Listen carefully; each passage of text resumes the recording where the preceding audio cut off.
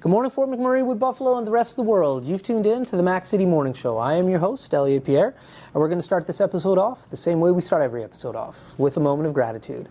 I know that you could be doing a million other things with your time, and the fact that you spend it with us truly does mean the world to me. So thank you. On that note, Tanner, hit him with the intro.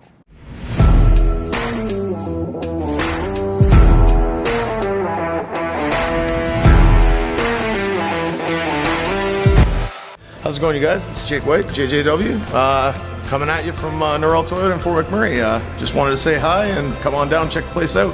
Hi, my name's Richard. I'm the service manager here at Norrell Toyota. Hi there, I'm Adam. I'm here at Norrell Toyota. I'm a product advisor. Hi, I'm Cass. I'm the appointment coordinator. Happy to help you. Hey, it's Keith Simpson here. I'm the general manager of Norrell Toyota, soon to be Fort McMurray Toyota. Pretty excited for our new dealership. As you've seen, you met all my staff. These guys are all my family. We're here to take care of you. Come on down and be part of our family.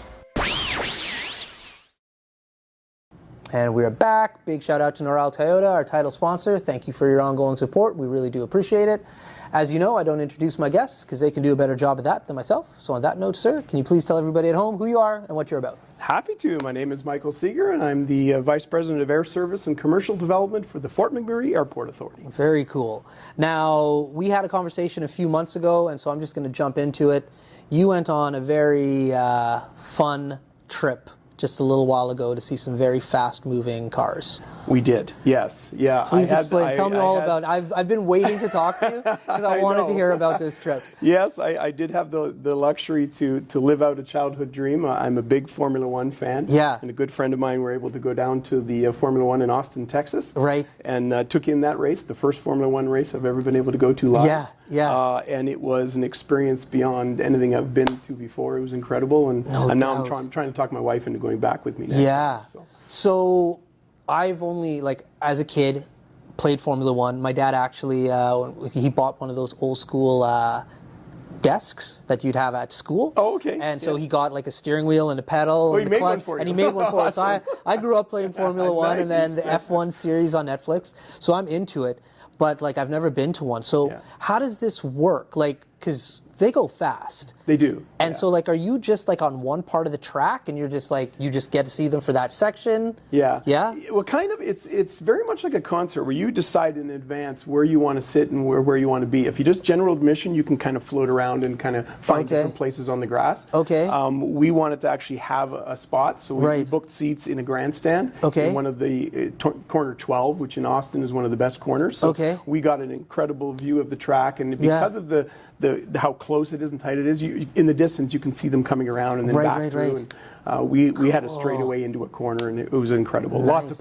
Lots of passes in the corner we were at. Now, when you're watching this, this is my biggest beef about live sports is you don't get to hear the announcers. Yeah. So that's a big component of the sport where when I go to a live event, I miss hearing what's going on. Yeah. When you're at F1, do you have headphones in your ears listening? Are the loudspeakers telling you what's going on? Yeah, because this is different because you're only seeing that section, no, for right? sure. Yeah, for sure. There's lots of people that do that, and we saw that. I chose not to. I wanted to just listen to the speaker systems that are there. Yeah. The corner we were in, which we definitely targeted where we wanted to sit. It had the large screen TVs. It had the signage of who's in the scoring and stuff. Right. So we knew who was in first place right down to 20th place. Right. So we got that whole experience. But honestly, the best thing was listening to the cars. I no didn't need doubt. to hear anyone. I just wanted to hear the cars. Yeah, because they all sound so dramatically different. Oh yeah.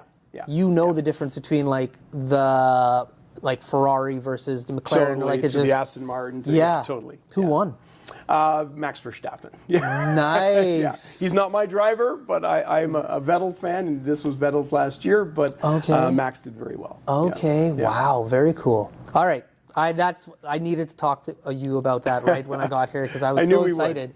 That's cool. No, one of these days I want to go, but it comes down to what location is available, right? So yeah, and you know what? Austin's a good one just because, and you'd appreciate this. There's a concert scene after that. So every night on the Friday night after the racing and the qualifying and practice things like that, we saw Green Day. Whoa, cool! And then the next day after the Saturday qualifying, we saw Ed Sheeran. Wow! So seeing two incredible concerts, kind of as the cherry on top of the Formula One Sunday. Yeah. So it was incredible. That's awesome. Yeah. Wow. I got to keep that in mind. Yes, yeah. So pick the concert and then decide what race you want to watch. race you want to go to. That's right. Yeah. Now, I've never been to this area before. Yes. I'm assuming you have. I have. Yeah. Okay. On 2 occasions. All right. Yeah. So my first question for you is going to be food related. Yes. What would you recommend for food when I go down there? Okay, this is what I think I love. One of the things I love most, because I'm a bit of a culinary guy. Yeah. The food scene in Tucson is off the charts. They actually have a gastronomic, and I can't remember what it's called, but there's a gastronomic society in the world that identifies and rewards cities for their culinary scene. Okay. And Tucson is one of the first ones in North America to achieve that. Oh. So when you go there, you have every culinary cuisine you could think of. Yeah. Very heavy Mexican influence, of course. Yeah. What I really like, in the story I've shared a few times with people, is we had the chance to go to El Charro. El Charro is a Mexican restaurant. Okay. It is a cornerstone of downtown. It's right in the downtown in one of the older sections in the art scene. Okay. That restaurant is 100 years old. It's been in the same location the entire time, and is the oldest continuously owned by the same family Mexican restaurant in North America. What? If you want good Mexican food, they do good Mexican food. Incredible. Yeah, and many, because of the age of that restaurant, many of the dishes that we are aware of now, enchiladas, chimichangas, things like that, they were invented at that restaurant and then spread across North America from the recipes from that original site. And it's still the same female owners that are running it now and have been running it for 100 years.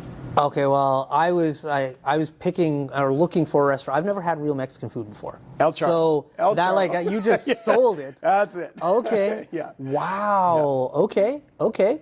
Now, as far as an activity when you go down there, like, what's an activity that you would recommend people to get involved with? Another thing, there's so many different things there to do. I am a golfer, so I'm going to default to the golf courses that are there. There's about 40 different courses you could go to. 40 different in that region, yeah. Okay. And then just some of the other things, like the Pima Aircraft Museum is incredible. During COVID, when the world was shut down, that's where most of the planes went to park in the desert. They actually sat out there as well. Yeah, there's one of the areas where they parked the planes until they could get things going again. Wealth of knowledge you are, geez. Well, and then the biosphere that's there. I didn't get a chance to see that. I'm hoping to maybe get to it this time when I go down, because that's an incredible facility, one of its only kind in the world that was developed.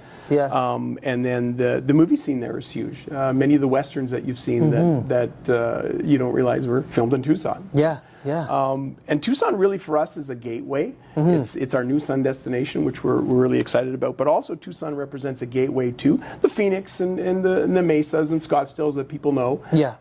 But also it's only an hour away from the Mexican border. That's right. So there's resorts you can go to there. And I'm going on the inaugural flight in November, but I'm trying to convince my wife to let me go back down in January for the Scottsdale Barrett-Jackson car auction, which is a big one for me. So I'd love to go back and see that as well. Okay. We're going to throw to an ad, and then we're going to talk about that a little bit more. Carrie, take it away. Hi, it's Carrie with Patchouli Rose. Come and check out my new retail location at Corridor Shops and Events downtown on Manning Avenue, and come check out all the other local vendors. Okay, and we're back. Thank you, Carrie from Patchouli Rose. Do appreciate your ongoing support.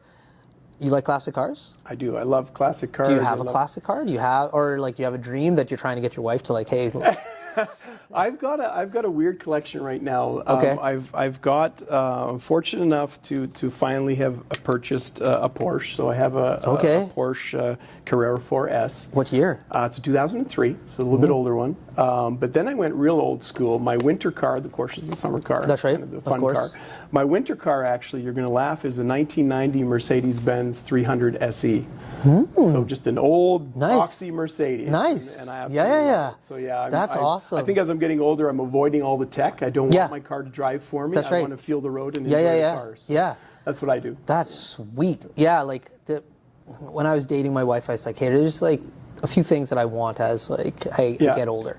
And she was just like, okay, what are they? And I said, well, one is an MG, like a old British sports car. Yeah. And I said, another one is a Rolex. And when I proposed to her, I was like, hey, you should just buy me a Rolex. Nice. And she's just like, I'm not. And I was like, okay. And I said, there's one more thing. And there's a Toyota FJ, like a 1960, like one of the original Land Cruiser looking FJs. Yeah. And I got 2 out of 3.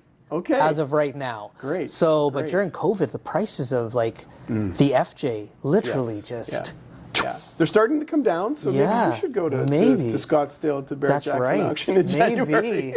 Maybe. Because like yourself, like the MG, I can't drive in the winter. No. Like it's a strictly summer vehicle. Fun car. So it's a fun car for the summer. Yeah, so I'm thinking like the Toyota FJ, like, hey, that could be the winter vehicle. Yeah, I think so. Yeah.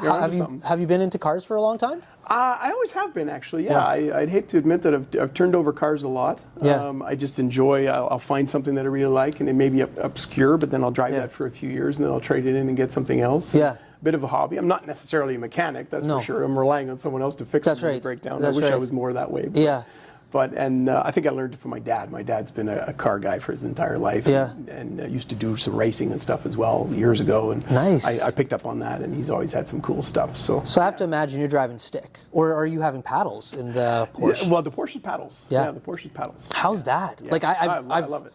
Yeah, I learned how to drive stick. Yeah, and like I prefer it. Yeah, and it drives me nuts that like cars now are all automatic for the most part. They all are. Yeah, they're all going to be the paddles. The manuals are gone. There's very few cars left from any of the brands that you can get that, right? Unless you go classic. That's right. And I think you're going to see the movement towards classic. And what's really cool on the car side is as we go to electrification and people want to get these electric cars, there's a new movement of people going back to the older models of cars that they want, but they're switching out the power plant and making it electric. That's right. I saw that. Buy a Tesla motor and put it into the Jeep that you like, or that's into the MG you like. That's right. So now you've got a modern MG, but you're enjoying what it looks like. That's right. That's exactly it. Some of those, what are they called, like monster cars or something? And I saw somebody like souped up an old school Bug and put like an electric engine in there. It costs a little bit of money, but you save it on gas and you get a cool looking car. Yeah, that's awesome.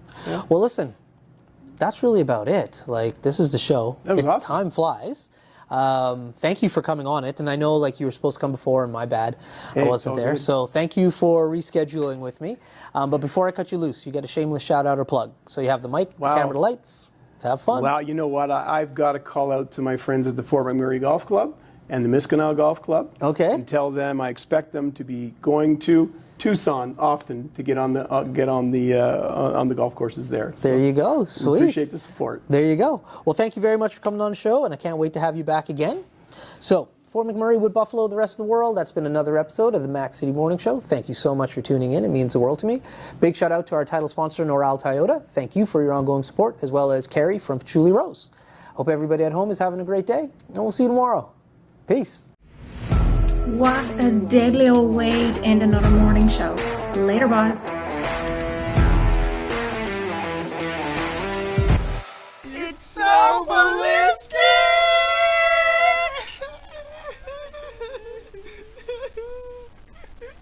Talk about quenching your ugly thirst.